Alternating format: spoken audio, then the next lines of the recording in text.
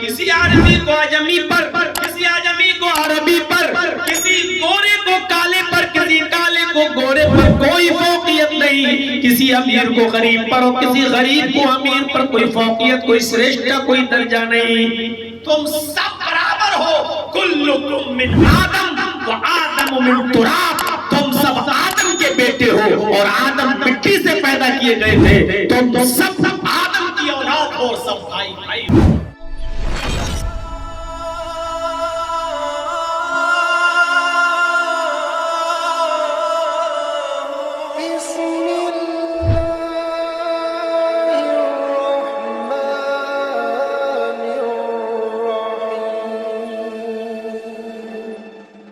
السلام علیکم ورحمۃ اللہ وبرکاتہ.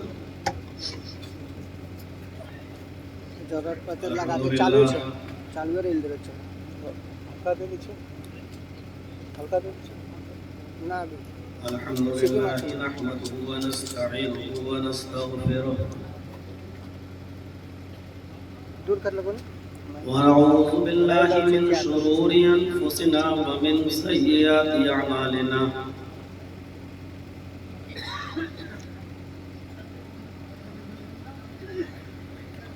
من يهده الله فلا مضل له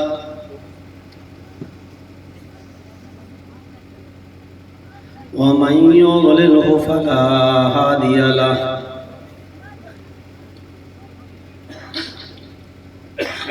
وأشهد أن لا إله إلا الله وحده لا شريك له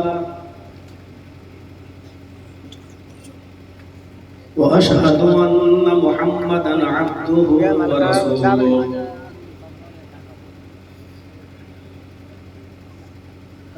أما بعد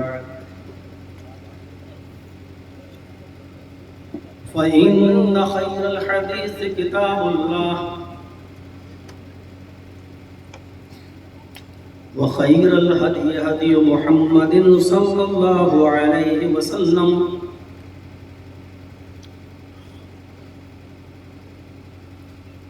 وشر الأمور محدثاتها وكل محدثة بدعة وكل بدعة ضلالة وكل ضلالة في النار. أعوذ بالله من الشيطان الرجيم. بسم الله الرحمن الرحيم.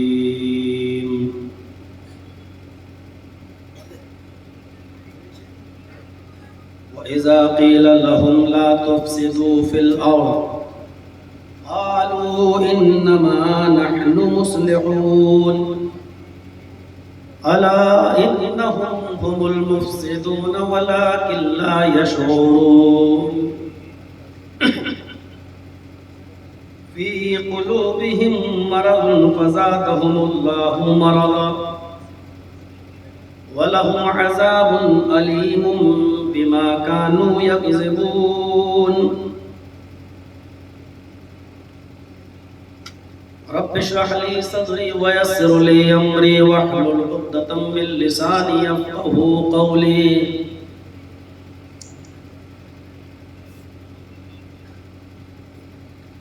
باوقار صدر محترم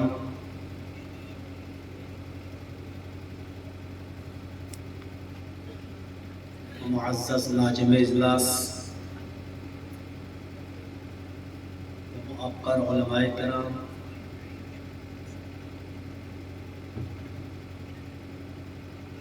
علاقے کے باوقار احباب، چتر کوٹھی ڈسٹرکٹ گڈا اس کے اطراف و اکناف سے تشریف لائے ہوئے معزز سامعین حضرات،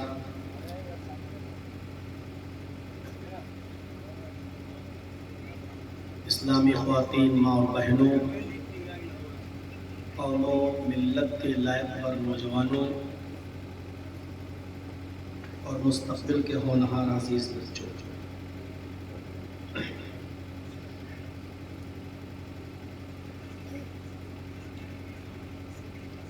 مختلف علماء کو سن چکے ہیں آپ. ان کی بصیرت افروز تقاریر بھی آپ نے سماعت فرمائی ہیں، اور ابھی آپ کے ناظم اجلاس نے مجھے جب اسٹیج پر دعوت دی تو یہ کہا کہ اب انتظار کی گھڑی ختم ہوئی۔ میں سمجھتا ہوں کہ اب انتظار کوئی کرتا نہیں ہے کہ یہ کہا جائے کہ انتظار کی گھڑی ختم ہوئی، کیونکہ سب کو معلوم ہے کہ وقت کتنا ملے گا، کس وقت ملے گا اور کس وقت لایا جائے گا۔ اس لیے یہ کہنا کہ عشاء کے بعد سے آپ جس کا انتظار کر رہے تھے، یہ سب چیزیں شاید اب نہیں ہونی چاہیے، کیونکہ سب کو معلوم ہے کہ عشاء کے بعد ہم کو نہیں لایا جائے گا۔ اور یہ بھی اب نہیں کہا جا سکتا کہ 12 کے بعد آئیں گے، کیونکہ اتنے مقررین ہوتے ہیں آپ کے اسٹیج پر کہ جب پہلے دن کے جلسے میں جب آپ نے رات کا 2 بجا دیا تو ظاہر ہے کہ کل کے جلسے میں کتنا بجے گا اس کا آئیڈیا مجھے بھی نہیں معلوم۔ دوسری بات یہ ہے کہ میں اپنے چینل کے علاوہ کسی کو میں برداشت اب نہیں کر رہا ہوں۔ کمیٹی سے میری گزارش ہے کہ کل سے کوئی چینل والا نہیں لگائے گا۔ پرسوں تک میرے خلاف پھر ٹی وی پہ چلایا گیا ہے، اور ابھی بھی میرے خلاف تھمبل صحیح نہیں بن رہے ہیں۔ میں بہت بڑی مصیبت سے نکلا ہوں، میں نہیں چاہتا ہوں کہ میں پھر اس مصیبت میں پڑوں۔ اسرائیل اور فلسطین کے سلسلے میں میں نے کوئی تقریر نہیں کی، لیکن پرسوں تک پھر چلایا گیا، اور باقاعدہ یہ یوٹیوبر، یہ چینل والے ہی اس کے تھمبل بنا رہے ہیں، اور پرانی 5-6 سال پرانی کوئی تقریر یہودیوں کے خلاف رہی ہوگی اس کو آج سے جوڑ کر دکھلا رہے ہیں کہ لیٹسٹ تقریر، نیو تقریر۔ مولانا جرجیس کیا بولے اسرائیل کے خلاف، کیا بولے فلسطین کے فیور میں، کیا بولے امریکہ کو، اس طریقے کی ہیڈنگ بن رہی ہے۔ میری جلسہ کمیٹی والوں سے گزارش ہے کہ جس طرح آپ کسی کے بیٹے ہیں، ہم بھی کسی کے بیٹے ہیں۔ آپ کی تکلیف پر آپ کی ماں کو دکھ ہوتا ہے، ہماری بھی ماں کو دکھ ہوتا ہے، اور یہ یوٹیوبر نہیں مانیں گے اپنی حرکت سے، کیونکہ ان کو جب تک ایسے تھمبل نہیں بنائیں گے ان کے ویوز زیادہ نہیں آئیں گے، ان کے ویورز نہیں بڑھیں گے، ان کو سنا نہیں جائے گا اور ان کے اکاؤنٹ میں پیسہ نہیں آئے گا۔ آپ دوسرے مولویوں کی خوب ڈالیے، لیکن میرے لیے کل سے بالکل آپ بند کر دیجئے گا، میری کوئی تقریر آپ لوگ ریکارڈ نہیں کریں گے۔ یہ میں آج وارننگ دے رہا ہوں، کیونکہ میں اس مصیبت میں دوبارہ نہیں جانا چاہتا۔ میری گزارش ہے آپ سے بھی اور کمیٹی والوں سے بھی، اور میں نے پہلے ہی کہہ دیا تھا کہ کوئی چینل والا نہیں آئے گا، لیکن پھر بھی آپ لوگ نہیں مانے۔ میری گزارش ہے آپ سے کہ مجھے بخشیے گا۔ میرے بھائیوں، اور بھی لوگ ہیں ہندوستان کے اندر، لیکن اس وقت ڈاکٹر ذاکر نائک کے بعد سب سے زیادہ میڈیا اگر کسی کے پیچھے پڑی ہوئی ہے تو وہ میرے پیچھے پڑی ہوئی ہے، یہ آپ سب جانتے ہیں اس بات۔ تو بخش دیجئے نا، چھوڑ دیجئے نا، کیوں آپ ہم کو پھر اس کنویں میں ڈھکیلنا چاہ رہے ہیں جس کنویں میں ہم نہیں جانا چاہ رہے ہیں؟ کسی کی غیر موجودگی میں اس کے بیوی بچوں پر کیا اثر پڑتا ہے، اس کی اولاد پر کیا اثر پڑتا ہے، اس کے بچوں کا کوئی دیکھ ریکھ کرنے والا نہیں ہوتا ہے۔ یہ ساری مصیبتیں جو میں نے جھیلی ہیں وہ آپ نہیں جھیل پائیں گے۔ آپ کو صرف پیسہ چاہیے، وہ آپ کے اکاؤنٹ میں دوسرے ذریعے سے آئے گا، لیکن مجھے آپ معاف کر دیجیے۔ اس لیے میں خود اپنا 1-2 لوگوں کو لے کے چل رہا ہوں، یہ بنا رہے ہیں، یہ صحیح تھمبل بنائیں گے اور ڈال دیں گے، آپ لوگوں کو یوٹیوب پر مل جائے گی تقریر۔ کوئی ضروری نہیں ہے کہ آپ سب لوگ بنائیں اور الٹے سیدھے تھمبل لگائیں۔ اب آپ کہیں گے میں پرہیز کروں گا، میں اچھا رہوں گا، نہیں، ہماری طرف سے کوئی، اس لیے کہ میں جانتا ہوں کہ یہ موقع دے چکا ہوں میں، ایسا بول چکا ہوں میں، ایسا کر کے بھی دیکھ لیا ہے میں نے، اور یہ بھی جانتا ہوں کہ 1-2 لوگوں کی سزا سب کو ملتی ہے، لیکن کیا کرنا پڑتا ہے مجھے۔ تو آپ کل سے بالکل نہیں آئیں، اور نہیں تو میں دوسرا ایکشن لوں گا آپ کے ساتھ۔ میں کسی بھی قیمت پر، آج یہ لگ گئے لیکن نہیں لگنے دوں گا، کل میں خود اپنے ہاتھ سے اٹھا کے پھینک دوں گا۔ میرے بھائیوں، میں اپنی بات کو آگے بڑھاتا ہوں۔ اور اپنے اصل ٹاپک پہ چلنا چاہتے ہیں۔ اس وقت ہمارے ملک کی جو حالت ہے وہ ہم اور آپ دیکھ رہے ہیں، بلکہ اس وقت دنیاوی شکل پر اور سطح پر دیکھا جائے اس وقت جو صورتحال چل رہی ہے وہ بھی ہمارے سامنے ہے۔ سوال یہ پیدا ہوتا ہے کہ اس فساد کو اور اس فتنے کو کیسے روکا جائے۔ دنیا میں امن کیسے پیدا ہو؟ ہر ملک یہ کہتا ہے کہ میں امن پسند ہوں، ہمارا ملک بھارت بھی یہ کہتا ہے کہ ہم امن پسند ہیں، ہر اسٹیٹ یہ کہتا ہے کہ ہمارے یہاں سامپردائکتا نہیں ہے، اشانتی نہیں ہے، شانتی ہی شانتی ہے، اور ہم شانتی کو امن کو فروغ دیتے ہیں۔ جب ہر اسٹیٹ، ہر ڈسٹرکٹ، ہر سٹی، ہر گاؤں، ہر ملک جب اس بات کا دعویٰ کر رہا ہے کہ ہم امن پسند ہیں، تو پھر فتنہ اور فساد کیسے پھیلتا ہے؟ اس کا مین ریزن کیا ہے؟ اس کی اصل وجہ کیا ہے؟ ہمیں اور آپ کو اس کو جاننے کی ضرورت ہے۔ زمین پر فساد پھیلانا اور فتنہ کھڑا کرنا، اس کو ہمارا قرآن، ہمارا اسلام عظیم جرم قرار دیتا ہے اور منافقوں کی پہچان بتاتا ہے۔ وَإِذَا قِيلَ لَهُمْ لَا تُفْسِدُوا فِي الْأَرْضِ قَالُوا إِنَّمَا نَحْنُ مُصْلِحُونَ۔ اور جب ان سے کہا جاتا ہے کہ زمین میں فساد مت پھیلاؤ، جب ان سے کہا جاتا ہے کہ زمین پر فساد برپا مت کرو، تو یہ کپٹی لوگ، یہ منافق لوگ، جنہوں نے ہمیں اور آپ کو دکھانے کے لیے اسلام کی چادر اوڑھ رکھی ہے، ورنہ حقیقت میں یہ مسلمان نہیں ہے، یہ منافق ہیں۔ یہ اپنی زبان سے کیا کہتے ہیں؟ انما نحن مصلحون، ہم تو اصلاح کرنے والے ہیں۔ ہم فساد کہاں برپا کر رہے ہیں؟ ہم تو دنیا میں اصلاح چاہتے ہیں، ہم تو دنیا میں خیر خواہ ہیں سب کے، ہم تو بھلائی چاہتے ہیں، خیر خواہی چاہتے ہیں۔ اللہ نے ایسے لوگوں کے بارے میں فرمایا، الا انہم هم المفسدون ولکن لا یشعرون۔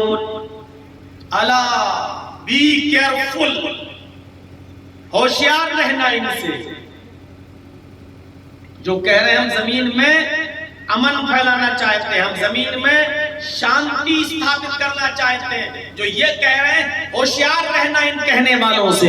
انہم هم المفسدون، حقیقت میں انہی کے دلوں میں بغض چھپا ہے، یہی فسادی ہے، یہی فتین ہے، یہی کپٹی ہیں، یہی منافق ہیں، یہی دنیا میں فتنہ اور فساد پھیلانا چاہتے ہیں۔ وَلَٰكِن لَا يَشْعُرُونَ، ان کو پتہ نہیں ہے کہ یہ فتنہ پھیلا رہے ہیں یا امن قائم کر رہے ہیں، یہ فتین لوگ ہیں، فساد برپا کرنا چاہتے ہیں اس دنیا کے۔ اب دیکھیے، فلسطین کی طرف سے اگر کوئی حملہ ہو جائے تو وہ آتنکوادی ہے، اور یہاں سے اگر بم گرا کر کسی ہاسپٹل پر پٹک دیا جائے اور معصوم اور چھوٹے چھوٹے بچوں کو مار دیا جائے، تو امریکہ کیا کہتا ہے؟ اسرائیل کو اپنی دفاع کا اور اپنی حفاظت کا پورا حق ہے۔ ہم تو چاہتے ہیں کہ فلسطین اور اسرائیل میں امن پیدا ہو جائے، ہم تو چاہتے ہیں پوری دنیا میں شانتی پیدا ہو جائے، قرآن 1400 سال پہلے کہہ چکا ہے. جو یہ اعلان اور جو یہ نعرہ لگا رہے ہیں الا ہوشیار رہنا ایسے لوگوں سے, انہم ہم المفسدون, یہی فسادی ہے, یہی فساد برپا کرنا چاہتے ہیں, یہی دنیا میں اشانتی پھیلانا چاہتے ہیں, یہی دنیا میں بھائی چارے کو ختم کرنا چاہتے ہیں. یہ سب سے بڑا جرم ہے دنیا میں فساد پھیلانا. کبھی کبھی ناجائز شرطوں کو بھی ماننا پڑتا ہے دنیا میں امن قائم کرنے کے لیے. اور نبی اکرم صلی اللہ علیہ وسلم نے صلح حدیبیہ کے موقع پر کافروں کی, مکے والوں کی ناجائز شرطیں مان کر بھی امن پیدا کیا تھا, شانتی پھیلائی تھی. سن چکے ہو کہ میری کسی تقریر میں اسی علاقے میں کہیں بولا ہوں گا میں, کتنی ناجائز شرطیں تھیں. اے محمد صلی اللہ علیہ وسلم, ہم آپ کو اور آپ کے صحابہ کو اس مرتبہ عمرہ نہیں کرنے دیں گے, مکے میں نہیں جانے دیں گے, آپ واپس جائیے. آئندہ سال آپ آئیں گے اور آپ کے ساتھی, اس سال نہیں. اللہ کے نبی کہہ رہے ہیں میں مدینہ سے آ چکا ہوں, 7 میل کی دوری پر مکہ رہ گیا ہے, اب اتنی دور سے 400 میل کا سفر کر کے ہم آئے ہیں, اس مرتبہ آپ ہم کو روک رہے ہیں. نہیں, اس مرتبہ تو کر لینے دو. کہا نہیں, اس سال تو نہیں کرنے دیا جائے گا. شرط ماننا ہو تو مانیے, نہیں تو لڑنے کے لیے تیار ہو جائیے. اللہ کے نبی صلی اللہ علیہ وسلم نے کہا چلو میں نہیں کروں گا, اس مرتبہ واپس چلا جاتا ہوں. ہم اور ہمارے صحابہ سب واپس چلے جائیں گے. دوسری شرط, آئندہ سال آ سکتے ہو لیکن 3 دن سے زیادہ مکے میں رہنے کی اجازت نہیں ہوگی. آپ نے کہا چلیے تمہاری یہ شرط بھی منظور ہے. ہمارے ساتھی تلوار کھلی ہوئی لے کر گھومیں گے, لیکن آپ اور آپ کے صحابہ تلوار کو میان میں رکھیں گے. آپ نے کہا چلو مجھے یہ بھی منظور ہے. اچھا سنیے, ہمارا کوئی آدمی مکے سے بھاگ کر اگر مدینہ جائے اور آپ پکڑ لیں تو آپ کو واپس کرنا ہوگا, لیکن آپ کا کوئی آدمی مدینے سے بھاگ کر ہمارے پاس آئے گا اور ہم اس کو پکڑ لیں گے تو ہم واپس نہیں کریں گے. سمجھوتا کہیں اس طریقے سے ہوتا ہے, سمجھوتا کہیں اس طریقے سے ہوتا ہے کہ ہمارا آدمی اگر مدینے میں جائے تو تمہیں واپس کرنا ہوگا, اور تمہارا آدمی اگر ہمارے پاس آ جائے تو ہم واپس نہیں کریں گے. لیکن آپ نے کیا فرمایا, شرط تو تمہاری ناجائز ہے لیکن مجھے یہ بھی ایکسپٹ ہے, منظور ہے, چلو چلو ٹھیک ہے. آپ نے کہا علی لکھ دو محمد رسول اللہ کو یہ شرطیں منظور ہیں. حضرت علی نے لکھ دیا محمد رسول اللہ کو یہ شرطیں منظور ہیں.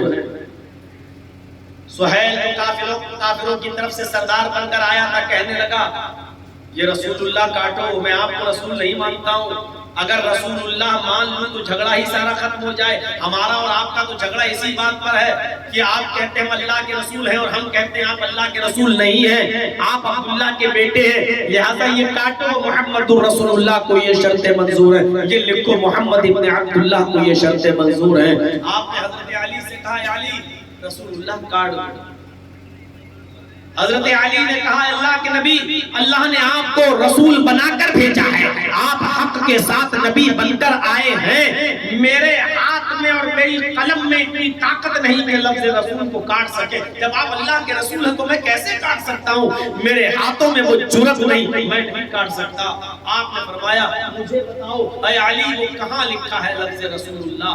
حضرت علی نے بتایا یہ لکھا ہے. اب اللہ کے رسول نے اپنے ہاتھ سے کاٹ دیا لفظ رسول اللہ. لفظ رسول اللہ کاٹا جا رہا ہے. عمر فاروق کے اوپر کیا بیت رہی ہوگی, حضرت علی کے اوپر کیا بیت رہی ہوگی, عثمان غنی کے اوپر کیا بیت رہی ہوگی کہ اللہ تعالیٰ نے رسول بنا کر بھیجا اور یہ لفظ رسول کاٹا جا رہا ہے. لیکن آپ نے اس شرط کو بھی مان لیا. صرف اس لیے کہ اگر یہ شرطیں نہیں مانیں گے تو ابھی فساد ہوگا، ابھی جھگڑا ہوگا، دونوں طرف سے تلواریں نکلیں گی اور ان کے بھی لوگ مارے جائیں گے، ہمارے بھی لوگ مارے جائیں گے۔ اگر تھوڑا سا جھک کر معاملہ بن رہا ہے اور بات کے نتیجے اچھے نکلیں تو اس میں برائی کیا ہے؟ تھوڑی دیر کے لیے ہم کچھ سالوں کے لیے ان کی شرطیں مان لیتے ہیں۔ اللہ کے رسول نے یہ ناجائز شرطیں بھی مانی۔ آج تک کوئی گودی میڈیا کا اینکر یہ نہیں چلا سکتا کہ امن کو قائم کرنے کے لیے محمد رسول اللہ نے شانتی کو بحال کرنے کے لیے اتنا جھک کر بھی فیصلہ اور اتنا جھک کر بھی سمجھوتا کیا، اتنا جھک کر بھی کمپرومائز کیا۔ یہ گودی میڈیا کے پالتو کتے اس کو نہیں لے سکتے ہیں۔ یوٹیوب کے چینل والوں تمہیں پوائنٹ مل گیا ہے، اس لفظ کتا کو اگر پیش کر دو گے تو بہت پیسہ کماؤ گے، تمہارے گھر بن جائیں گے۔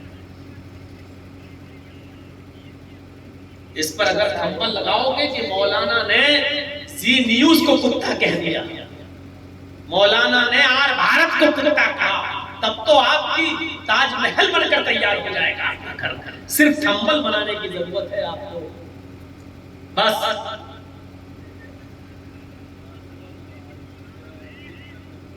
اللہ نہ کرے جس طرح میری ماں روئی ہے تمہاری ماں کو بھی رونا پڑے۔ سب کو اس جگہ پر لا کر سوچئے، اس جگہ پر۔ میرے ساتھیوں ذرا غور کیجئے، آج تک کسی چینل والے نے یہ نہیں چلایا کہ اتنا دب کر سمجھوتا کرنے کا بھی اسلام علمبردار ہے اور اجازت دیتا ہے، کہتا ہے کہ نہیں، اگر جھک کر معاملہ بن رہا تو بنا لو۔ اور علامہ اقبال نے کہا تھا ذرا نم ہو تو یہ مٹی بڑی زرخیز ہے ساقی۔ جو زمین نرم ہوتی ہے وہی اناج پیدا کرتی ہے، جو زمین سخت ہوتی ہے وہ اناج پیدا نہیں کرتی۔ اگر آپ نرمی اپنے اندر پیدا کر لیں تو آپ سے پھل پیدا ہوں گے، آپ سے دوسرے لوگ بھی فائدہ اٹھائیں گے۔ سخت زمین بھی کسی کو فائدہ نہیں پہنچاتا۔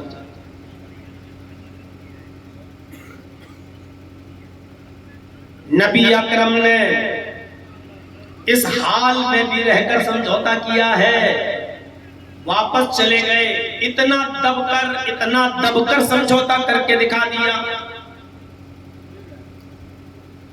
اس عرب کی سرزمین پر ذرا نظر ڈالو، کیسی اشانتی تھی، کیسی اشانتی تھی، سامپردہ ایک ماحول کیسا پھیلا ہوا تھا، ذات اور برادریاں آپس میں لڑتی تھی، میں تم سے افضل، میں تم سے افضل۔ مکہ چھوڑ کر جب صحابہ مکے سے مدینہ ہجرت کر کے گئے، اس وقت تک ان صحابہ کے دلوں سے بھی قومی عصبیت نہیں نکلی تھی، اور کبھی کبھی وہ کہہ دیا کرتے تھے قریش والے جو مکے سے آئے ہیں مدینہ یہ انصاریوں سے افضل ہے، اور انصاری کہتے تھے کہ تم تو بھوکے آئے، ننگے آئے، ہم نے رہنے کے لیے تمہیں گھر دیا، مکان دیا، زمین دی، جائیداد دی، ہم تم سے افضل۔ قومی عصبیتیں جوش میں آئیں اور انصار و مہاجرین کے درمیان جنگ بھی چلی۔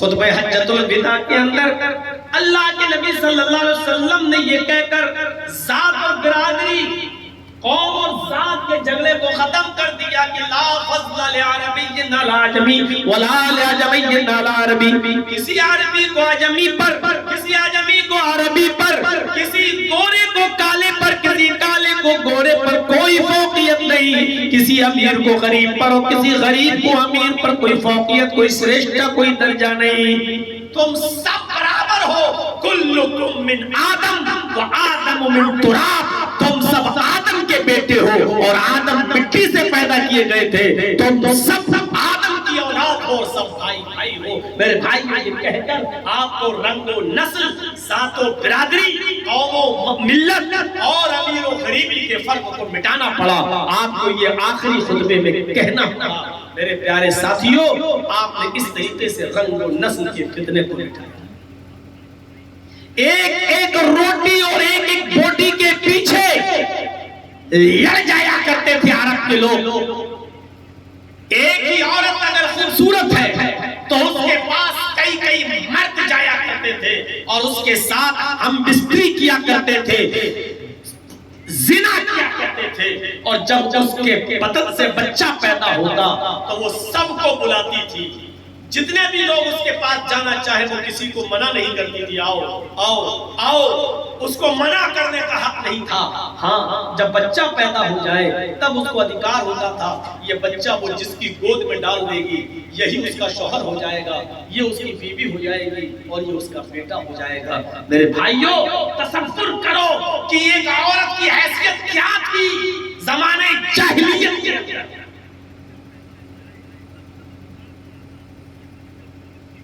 گنڈے اتنے پیدا ہو گئے کہ کوئی قبیلہ ایسا نہیں تھا جو اپنے آپ کو محفوظ سمجھتا ہو. جو بھی بزنس کے لیے اور تجارت کے لیے نکلتا تھا دن دہاڑے لوٹ لیا جاتا تھا. عورتوں کی عزت سلامت نہیں تھی. اس عرب کے اندر امن کیسے قائم ہوا آپ تو صرف اپنے چتر کوٹھی میں امن پیدا نہیں کر سکتے ہو, پورے ضلع گڈا میں امن پیدا کیا تھا. اور ایک جلسہ کرانے کے لیے بھی آپ اندازہ لگائیے کہ آپ کو کتنا لڑنا پڑتا ہے اپنوں سے بھی اور غیروں سے بھی. دینی جلسوں میں بھی کتنی مخالفتوں کا سامان تیار ہو جاتا ہے. کچھ چاہتے ہیں کہ جلسہ ہو تو کچھ چاہتے ہیں کہ نہ ہو, کچھ چاہتے ہیں کہ دین کی بات ہو تو کچھ چاہتے ہیں پولیس چوکیوں اور اسٹیشنوں پر جا کر افواہیں پھیلا کر اور ان کے کانوں میں یہ ڈال کر اس جلسے سے بدامنی پھیلے گی, پرمیشنیں تک ریجیکٹ کروا دی جاتی ہیں. آپ اپنے علاقے, اپنے گاؤں اور اپنے محلے میں امن اور شانتی پیدا نہیں کر سکے اب تک. ذرا سوچو کہ پورے عرب کے اندر محمد رسول اللہ نے وہ کون سا سسٹم اپنایا ہوگا کہ پورے عرب کے اندر امن ہی امن اور شانتی پیدا ہو جائے. اور شانتی بھی کیسی. بخاری شریف کی حدیث کے مطابق حضرت علی بن حاتم اس حدیث کے راوی ہیں, فرماتے ہیں کہ ایک شخص آیا اللہ کے نبی صلی اللہ علیہ وسلم کے کان میں کہتا ہے, اے اللہ کے نبی, قبیلے والے آتے ہیں, دوسرے شہر سے لوگ آتے ہیں ہمارے شہر میں بزنس کرنے, تجارت کرنے, کوئی اناج لاتا ہے, کوئی کپڑا لاتا ہے, کوئی کسی چیز کا بزنس کرتا ہے, کوئی کسی چیز کا بزنس کرتا ہے, لیکن وہ ہمارے علاقے میں ہمارے شہر میں گھسنے سے پہلے اس کے اوپر حملہ ہو جاتا ہے, لٹیرے اس کو لوٹ لیتے ہیں, اس کے سامان پر قبضہ کر لیتے ہیں, اس کے مال کو چھین لیا جاتا ہے. دوسرے صحابی اٹھے, کہنے لگے اللہ کے نبی, اگر یہ دوسرے شہر سے آنے والے یہ بزنس مین, یہ قافلے والے اگر اپنا سامان بچانا چاہیں, ان گنڈوں کو, لٹیروں کو اپنا سامان نہ دیں تو یہ ان کا مرڈر کر دیتے ہیں, ان کے پیٹ میں چاقو گھونپ دیتے ہیں, تلوار سے ان کی گردن کاٹ دیتے ہیں. نہ ہماری جانیں محفوظ ہے, نہ ہمارا مال محفوظ ہے. ہمارے بستی میں کوئی ہمارے خوف کے اپنا مال لے کر نہیں آتا, اور جب ہماری بستی والے ان کے قبیلوں میں, ان کے شہروں میں اپنا مال لے کر جاتے ہیں تو ادھر وہ لوٹ لیے جاتے ہیں اور قتل ہو جاتے ہیں. ہمارے ملک میں امن کیسے پیدا ہوگا, ہمارے ملک میں شانتی کیسے پیدا ہوگی؟ اللہ کے نبی فرماتے ہیں بیٹھ جاؤ. اس کے بعد فرماتے ہیں اے عادی, ان لوگوں نے جو سوال کیا ہے سنو اس کا جواب. اے عادی, ابھی تم جتنا عرب کے اندر, اس ملک کے اندر جتنی بد امنی دیکھ رہے ہو, جتنی اشانتی دیکھ رہے ہو, جتنا فتنہ اور فساد دیکھ رہے ہو, اے عادی, اس دنیا میں اگر میں نہیں رہا اور میرے انتقال کے بعد اگر اللہ نے تمہیں لمبی زندگی دی, اگر اللہ نے تمہیں لمبا زمانہ دیا, میرے انتقال کے بعد اگر تمہیں اللہ نے زندگی دی تو اے عادی تم دیکھو گے ملک شام سے, اس کے شہر حیرہ سے ایک عورت اکیلے چلے گی, ایک عورت اپنے اپنی سواری پر اونٹنی پر اکیلے بیٹھے گی، اپنے ملک کے بارڈر کو کراس کرے گی، اپنے شہر کو کراس کرے گی، اپنے ملک کو کراس کرے گی، اور وہ عورت ملک شام سے عرب میں داخل ہوگی، اکیلے آئے گی، اکیلے عرب کے اندر داخل ہوگی، پھر عرب کے اندر سفر کرتے کرتے کئی دن کا سفر کرتے کرتے وہ مکے تک آئے گی، مکے میں خیریت سے پہنچے گی، پھر وہ مکے میں آنے کے بعد، مکہ پہنچنے کے بعد اپنی اونٹنی کو مکے کے باہر کسی کھوٹے سے باندھ دے گی، پھر وہ خانہ کعبہ میں داخل ہو